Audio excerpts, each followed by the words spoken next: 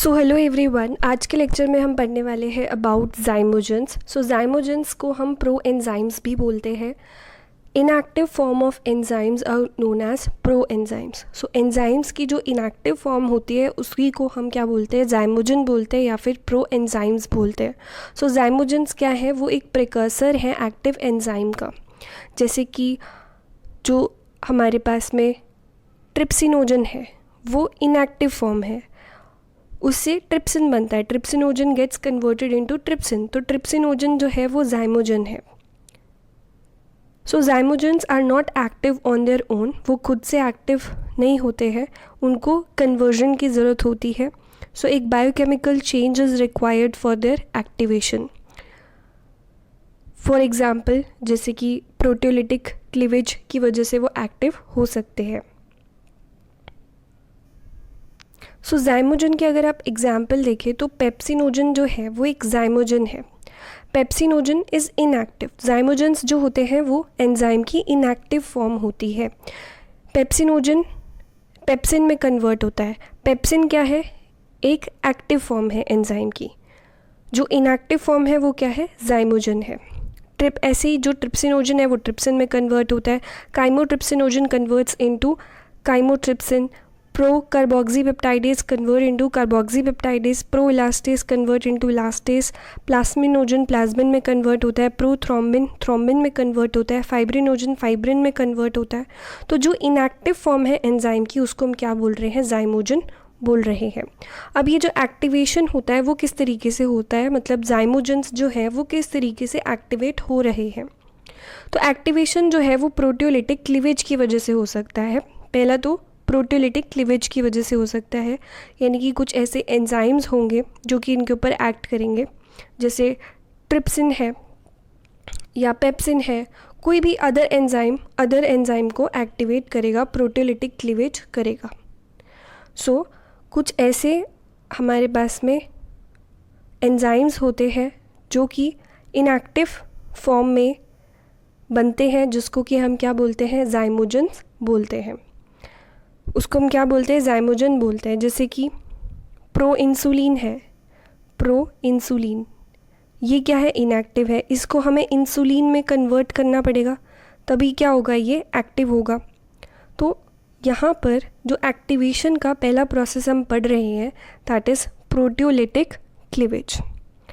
सो यहाँ पे क्या होगा कि जो भी आपका ज़ाइमोजन है वो क्या है, उसके अंदर जो पेप्टाइड बॉन्ड्स हैं उसको क्लीव करा जाएगा। अब जैसे ही पेप्टाइड बॉन्ड्स क्लीव होंगे तो फिर वो क्या हो जाएगा, एक्टिवेट हो जाएगा। क्योंकि जब ये पेप्टाइड बॉन्ड्स कट होंगे तो एंजाइम की जो कन्फर्मेशन है वो चेंज हो जाएगी। सो जो उसकी एक्टिव साइट है वो फ्री हो जाएगी, एक्टिव हो जाएगी, और सबस्ट्रेट जो है वो इजीली आके वहाँ पे बाइंड कर जाएगा। अब प्रोटियोलिटिक क्लीवेज को हम एक एग्जाम्पल से समझते हैं। एग्जाम्पल है काइमोट्रिप्सिनोजन।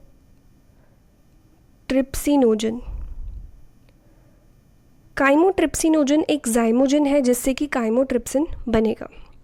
काइमोट्रिप्सिन क्या होता है अगर मैं बात करूँ, सो ये क्या है, हमारे पास इनएक्टिव फॉर्म है। This is the inactive form, और जिसको हम बोलते हैं ज़ाइमोजन है। ठीक है, इससे हमारे पास क्या बनता है, इससे बनेगा हमारे पास काइमोट्रिप्सिन।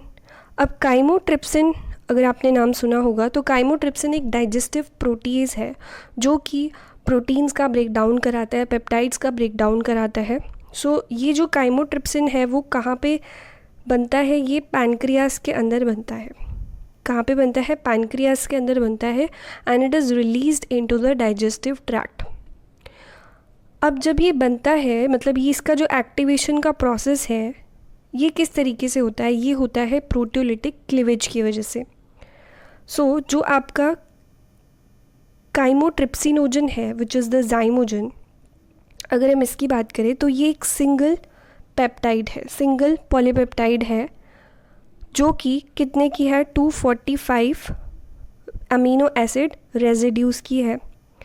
एक बड़ी सी आपके पास क्या है, ये पॉलीपेप्टाइड का चेन है जो कि हमारे पास में 245 प्रोटीन रेजिड्यूज़ का है ये।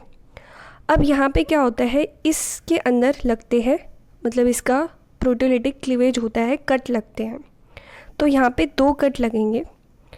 एक तो कट लगता है 14 और 15 रेजिड्यू पे, और एक लगता है 147 और 148 के बीच में, जिसकी वजह से आपको यहाँ पे 3 चेन्स मिलेंगी। You will get 3 chains. पहला जो चेन है वो 1 से 14 अमीनो एसिड, दूसरा जो है वो 15 से 147 अमीनो एसिड, तीसरा जो है वो 148 से 245 अमीनो एसिड का, ऐसे आपको 3 पेप्टाइड्स मिलेंगी।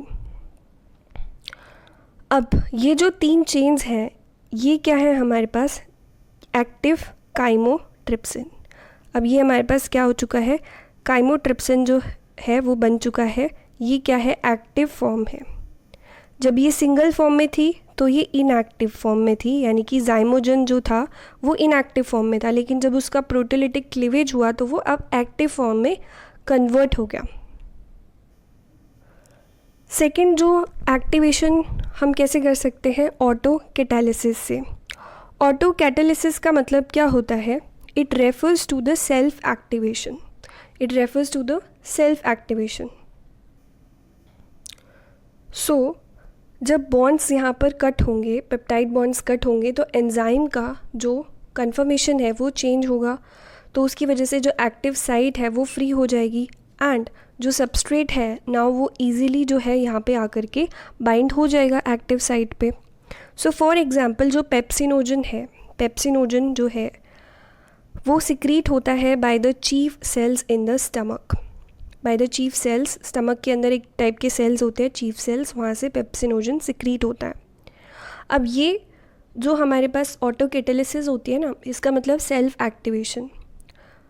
सो कैसे हो रही है, जब there is something in the environment that allows the zymogen to cut its own chemical bonds. कुछ है ऐसा एनवायरनमेंट में जिसकी वजह से वो खुद के बॉन्ड्स को कट कर पाता है।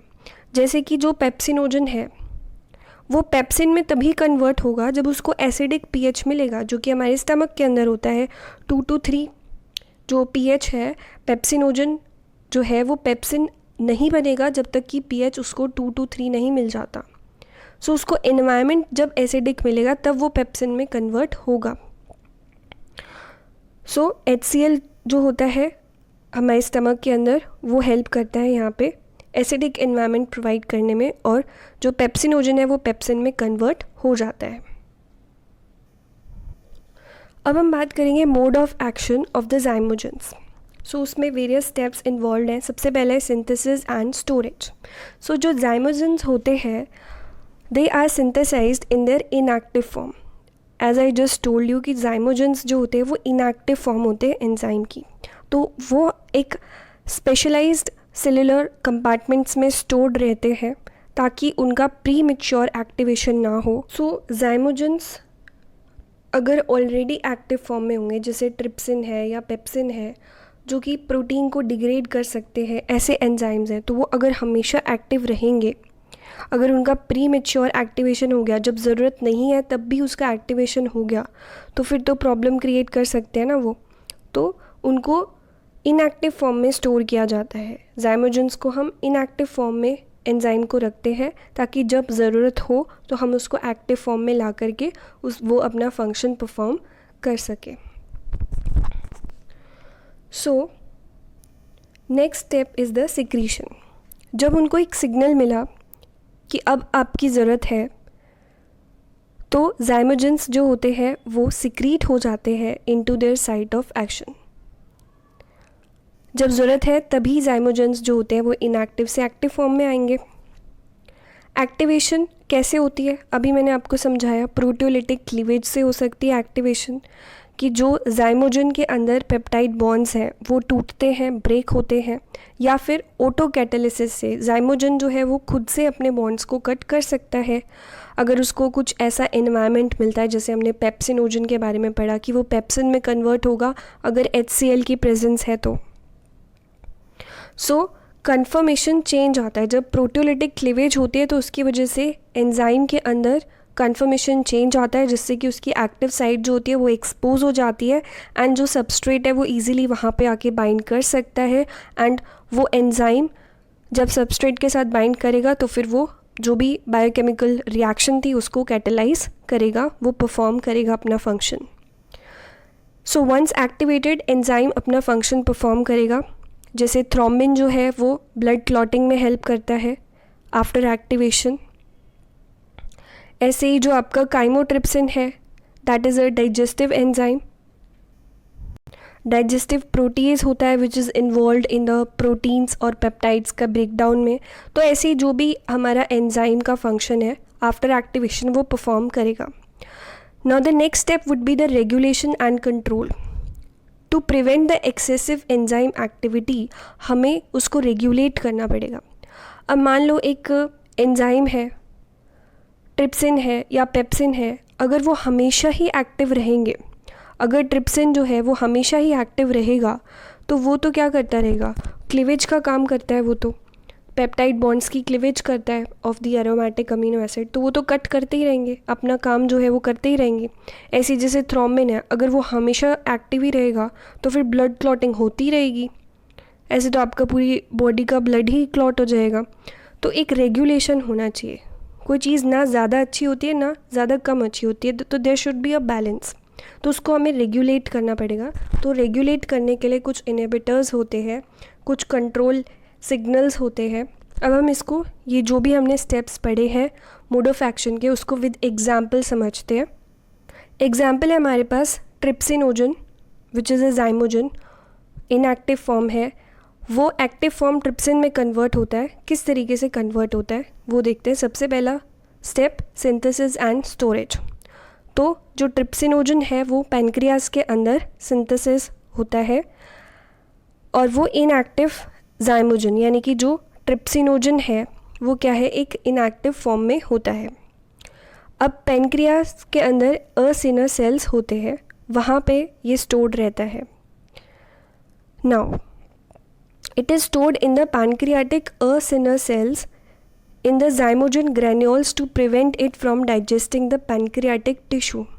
क्योंकि अगर वो बाहर आ गया, मतलब अगर वो एक्टिव फॉर्म में आ गया तो वो पैनक्रियास को भी तो डाइजेस्ट कर सकता है, तो पैनक्रिया को वो नुकसान ना पहुंचाए, इसीलिए उसको हमें थोड़ा बचा करके रखना पड़ेगा, एक प्रोटेक्शन में रखना पड़ेगा, क्योंकि बाहर आते ही वो फिर अपना काम शुरू कर देगा एक्टिव फॉर्म में आते ही। इसीलिए उसको इनएक्टिव फॉर्म में रखा जाता है, जाइमोजन फॉर्म में उसको रखा जाता है to prevent the digestion of the pancreatic tissue, कि वो पैनक्रियाटिक टिश्यू को ही ना डाइजेस्ट कर दे, इसलिए उसको हम ग्रेन्यूल्स के अंदर रखते हैं। Next would be the secretion. अब जैसे ही फूड का इनटेक हुआ, अब ये जो हमारे पास में ट्रिप्सिनोजन है वो सिक्रीट होगा into the small intestine through the pancreatic duct. अब उसका फिर क्या होगा, एक्टिवेशन होगा। स्मॉल इंटेस्टाइन के अंदर जो ट्रिप्सिनोजन है वो एक्टिवेट होएगा by the enzyme enteropeptidase. Small intestine में एंटेरोपेप्टाइडेज एंजाइम होता है जिसको कि हम एंटेरोकाइनेज भी बोलते हैं। So it is the enzyme जो कि स्मॉल इंटेस्टाइन के म्यूकोसा के ऊपर हमारे पास प्रेजेंट होता है। ये क्या करेगा, प्रोटीलिटिक क्लीवेज करेगा, यानी कि जो ट्रिप्सिनोजन है उसके अंदर जो पेप्टाइड बॉन्ड्स है उसको क्लीव करेगा एंड ट्रिप्सिनोजन को कन्वर्ट कर देगा एक्टिव फॉर्म में। प्रोटीलिटिक क्लीवेज की वजह से क्या होता है कि जाइमोजन जो होता है वो एक्टिव फॉर्म में आ जाता है। सो अब ये ट्रिप्सिन जो है वो एक्टिव फॉर्म में आ गया। सो जब प्रोटीलिटिक क्लीवेज होती है तो एंजाइम में कन्फर्मेशन चेंज आता है जिसकी वजह से वो एक्टिव फॉर्म में आ जाता है। अब जैसे ही वो एक्टिव हो गया तो वो अपना अब एंजाइम एक्टिविटी परफॉर्म करेगा। सो जो एक्टिव ट्रिप्सिन है वो क्या करता है, हाइड्रोलिसिस करता है peptide bonds in the dietary proteins, breaking them into smaller peptides. तो यहाँ पे वो क्या करता है, जो प्रोटीन्स हैं जो हम डाइट में प्रोटीन्स लिया हमने उसको ब्रेक डाउन करेगा इनटू द स्मॉल पेप्टाइड्स ताकि उसका बेटर एब्जॉर्प्शन हो सके। ट्रिप्सिन जो है उसका एक और फंक्शन है, वो फर्दर बाकी जो पैनक्रियाटिक एंजाइम्स हैं जैसे कि जो हमारे जाइमोजन फॉर्म में प्रेजेंट थे, काइमोट्रिप्सिनोजन, प्रोकार्बोक्सीपेप्टाइडेज, उनको भी क्लीव करता है at specific bonds, creating a cascade of digestive enzyme activation. Chymotrypsinogen का मैंने एग्जाम्पल आपको स्टार्टिंग में भी बताया था। तो वहाँ पे जो प्रोटेलिटिक क्लीवेज कर रहा है वो कौन कर रहा है, ट्रिप्सिन कर रहा है। So the next step would be the regulation and control. अब ये नहीं है कि ट्रिप्सिन जो है हमेशा ही वो एक्टिव रहेगा, जब ज़रूरत होएगी तब उसको एक्टिव होना चाहिए। हमेशा रहेगा तो प्रॉब्लम क्रिएट हो सकती है। सो जो एक्टिवेशन है ट्रिप्सिनोजन की, दैट इज़ टाइटली रेगुलेटेड, ताकि जो प्रॉब्लम क्रिएट ना हो। अगर उसकी प्रीमेच्योर एक्टिवेशन हो जाती है, यानी कि जब ज़रूरत नहीं है तब भी ट्रिप्सिन हमारा एक्टिव है, तो क्या हो सकता है, पैनक्रियाटाइटिस हो सकती है। इसमें क्या होता है, पेनक्रियाज में इन्फ्लेमेशन हो सकती है, जिससे काफ़ी सारी प्रॉब्लम्स आपको आ सकती हैं। तो उसको प्रिवेंट करने के लिए हमें क्या करना है, रेगुलेशन होना चाहिए कि जब ज़रूरत हो तभी जो है एंजाइम इनएक्टिव फॉर्म से एक्टिव फॉर्म में कन्वर्ट हो। सो यहाँ पे हमारे पास क्या होता है, एक इनहिबिटर होता है जिसको हम बोल रहे हैं PST1। PST1 का मतलब होता है पैनक्रियाटिक सिक्रीटरी ट्रिप्सिन इनहिबिटर। सो ये क्या करता है, प्रिवेंट करता है premature activation of the trypsinogen in the pancreas, कि जब ज़रूरत हो तभी जो है ज़ाइमोजन एक्टिव फॉर्म में आना चाहिए, तो इसलिए उसका प्रॉपर रेगुलेशन होता है। So that was about the mode of action, कि ज़ाइमोजन का जो मोड ऑफ एक्शन है वो कैसे रहता है। So that's all for today. अगर वीडियो आपके लिए हेल्पफुल था तो प्लीज़ अपने फ्रेंड्स के साथ भी शेयर करें, and if you are new to the channel don't forget to subscribe for more updates. Thank you and have a great day.